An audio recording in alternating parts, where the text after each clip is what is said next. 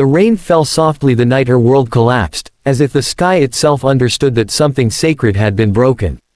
She stood by the small window of her childhood bedroom, watching the droplets race down the glass, her reflection blurred and trembling.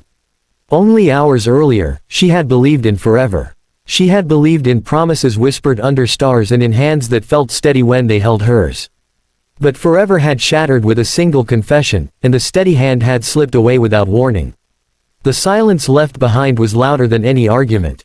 It echoed in her chest, hollow and heavy, turning her breaths into something sharp and unfamiliar.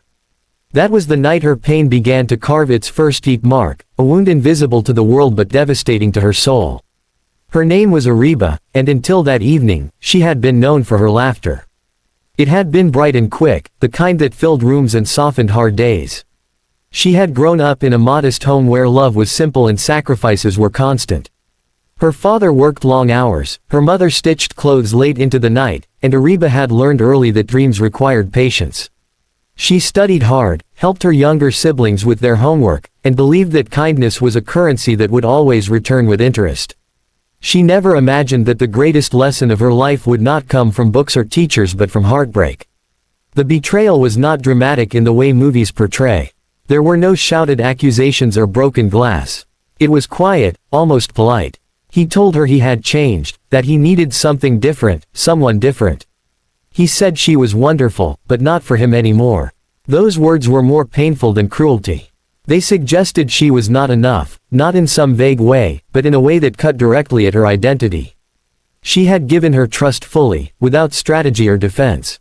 And now she stood alone, questioning whether her sincerity had been foolish. Days blurred into nights. She stopped answering calls from friends.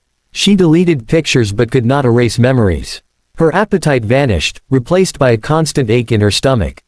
She replayed conversations, searching for clues she had missed. Had she talked too much about her ambitions? Had she been too independent, too emotional, too trusting? The questions multiplied, feeding the quiet storm inside her. Pain has a way of convincing us that we are both the victim and the culprit. Ariba began to believe that if she had been better, stronger, softer, smarter, things would have ended differently. One afternoon, as she sat on the edge of her bed staring at the wall, her mother knocked gently before entering. She did not ask what was wrong. She simply sat beside her daughter and placed a hand over hers. It was a small gesture, but it broke something open inside Ariba. Tears that had refused to fall finally spilled, unstoppable and raw. She cried for the love she had lost, for the dreams that would never materialize, and for the version of herself that felt shattered beyond repair. Her mother did not offer advice or clichés. She just listened. Sometimes courage begins not with a speech but with a safe place to fall apart. In the weeks that followed, the pain did not disappear, but it began to shift. Instead of suffocating her completely, it became something she could observe. She started journaling late at night, pouring her confusion onto paper. The words were messy and repetitive at first, filled with blame and longing.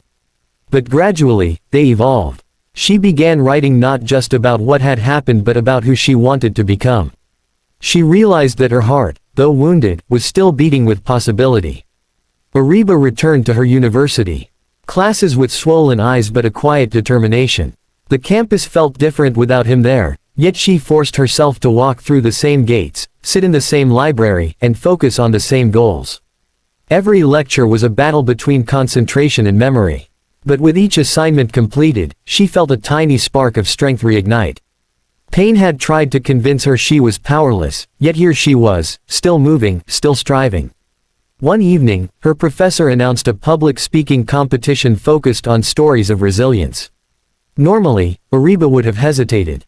She preferred supporting roles, staying behind the scenes. But something about the theme tugged at her. She knew resilience intimately now. It was not glamorous or loud, it was waking up despite not wanting to. It was choosing dignity over revenge. It was breathing through tears and still believing in tomorrow. Without fully understanding why, she signed her name on the list. Preparing for the speech forced her to confront her pain directly. She did not mention names or specific betrayals, but she spoke of broken trust and silent suffering. She wrote about how society often tells women to endure quietly, to forgive quickly, to move on without acknowledging their scars. As she practiced in front of the mirror, her voice trembled at first. She saw the vulnerability in her own eyes. But she also saw something new, fire. A steady, growing flame that refused to be extinguished. The day of the competition arrived with bright sunlight that felt almost symbolic. When her turn came, she walked onto the stage with a pounding heart. The auditorium was filled with students, teachers, and judges. For a moment, fear threatened to overwhelm her. Then she remembered the nights she had survived alone, the tears she had cried without applause or recognition. Compared to that, this stage was nothing. She began to speak. Her voice was soft but clear.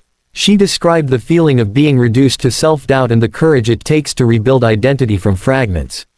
She admitted that she had begged for answers that never came and had searched for closure in empty spaces. The audience grew silent, leaning in. She spoke not as a victim but as someone in transformation. She declared that pain, when faced honestly, can become a teacher. It can strip away illusions and reveal inner strength. By the time she finished, there were tears in the crowd, but there was also applause, loud, sustained, heartfelt. She did not win first place that day, but she gained something far more valuable: confidence. Strangers approached her afterward, thanking her for articulating feelings they had buried. One girl confessed she had been going through a similar heartbreak and felt less alone after hearing Ariba's words. That conversation lingered in her mind. For the first time, she realized that her suffering could serve a purpose beyond herself. Months passed, and the sharpness of her heartbreak dulled. It did not vanish entirely, scars rarely do. But she no longer saw it as proof of inadequacy. Instead, she began to see it as evidence of her capacity to love deeply. She started volunteering at a local community center, mentoring young girls who struggled with self-esteem. She taught them that worth is not measured by someone else's decision to stay or leave. She shared stories, listened to theirs, and found healing in the exchange. Her journey was not linear. There were days when memories resurfaced unexpectedly, triggered by a song or a familiar street. On those days, she allowed herself to feel the sadness without judgment. She understood now that strength does not mean the absence of emotion. It means refusing to let emotion define your future. Each wave of grief became easier to navigate, because she trusted her ability to survive it. As graduation approached, Ariba applied for a scholarship to pursue a master's degree in psychology. She wanted to understand the complexities of the human heart, the fragile interplay between trust and fear. Writing her personal statement felt like stitching together the narrative of her transformation. She wrote about adversity as a catalyst, about how being broken had forced her to discover resilience she did not know she possessed. When the acceptance letter arrived, she held it with trembling hands. It felt like validation not from a person but from life itself. In her new academic environment, she thrived. She researched trauma recovery and the impact of supportive relationships on healing. She interned at counseling centers, sitting across from individuals who carried their own invisible wounds. She never positioned herself as someone who had all the answers. Instead, she offered empathy grounded in experience. Clients often remarked on how understood they felt in her presence. They sensed that her compassion was not theoretical, it had been forged in fire. Years later, Ariba stood on another stage, this time as a keynote speaker at a women's empowerment conference. The auditorium was larger, the stakes higher, but her message remained rooted in the same truth. She spoke about the night she thought her world had ended and how that ending had been a beginning in disguise. She emphasized that courage is not loud defiance, sometimes it is quiet persistence. It is choosing to believe in your value when circumstances suggest otherwise. She looked out at the audience and saw faces reflecting every possible story: joy, sorrow, ambition, fear. She told them that pain is not a punishment but a passage. It demands that we shed old versions of ourselves and step into growth. She reminded them that comebacks are not about proving others wrong, they are about proving ourselves capable. Her voice carried conviction, not because she had avoided suffering, but because she had walked through it. After the conference, a journalist approached her for an interview. He asked what advice she would give to someone currently in the depths of heartbreak. She paused thoughtfully before answering. She said she would tell them to feel everything without shame, to seek support without pride, to remember that their story is still being written, and most importantly, to understand that pain can be transformed into power if they are willing to learn from it. That night, as she returned home, she passed by the same window where she had once watched rain blur her reflection. She paused and looked at herself now. The girl who had felt unworthy was gone. In her place stood a woman who had discovered her strength not in perfection but in perseverance. She smiled softly, grateful not for the heartbreak itself but for the growth it had forced. Her pain had not disappeared, it had evolved. It had become empathy, ambition, and courage. It had shaped her into someone who could stand tall even when memories tried to pull her back. She understood now that comebacks are rarely dramatic. They are built in quiet moments of decision, in daily choices to move forward. They are crafted through tears, resilience, and unwavering belief. And so her story continued, not as a tale of betrayal but as a testament to transformation. She no longer defined herself by who left but by who she chose to become. Her laughter returned, softer but deeper, carrying wisdom within its melody. She loved again, cautiously but courageously, knowing that vulnerability is not weakness. It is proof of a heart brave enough to risk. In the end, the night her world collapsed became the foundation upon which she rebuilt it. The rain that once symbolized loss now reminded her of renewal.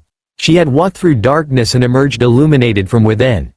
Her pain had become her power, and her comeback was not about reclaiming what she lost but about discovering what had always been inside her.